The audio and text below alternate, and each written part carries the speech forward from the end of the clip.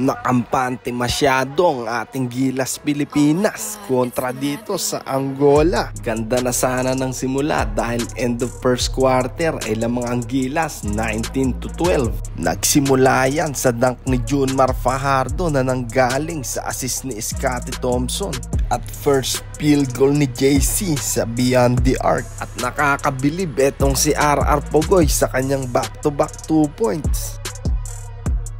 Lumamang pa ng 11 points sa umpisa ng second quarter ang Gilas. Ngunit naghalimaw etong si Bruno Fernando. Posterize si JC at hiyawan ang mga fans ng Angola. Natapos ang halftime, lamang na ang Angola 36-33. Third quarter action ay ipinasok na si Kiefer Rabena. Gandang pasa sana kay Junmar Fajardo kaso ay nabutata lang. Pagbalik naman sa kabila ay butata din ang inabot ng kalaban kay AJ Edu. Sabay layup naman ni Jordan Clarkson at tres galing kay Dwight Ramos. Nakapagtala din si Kiefer Rabena ng isang 2 points. Balik sa kalamangan ng Gilas ng ma-technical ang coach ng Angola. Yun nga lang ay dalawang back-to-back dunks ang sagot ng mga ito. End of third quarter, 52-56 lamang na ang Angola. Well, fourth quarter ay unti-unti nang lumalayo ang score ng Angola sa Gilas. Lamang sila ng 6 under 7 minutes, 61-55. Parang tinatamad na ang Gilas dahil umabot na sa double digits ang lamang ng Angola.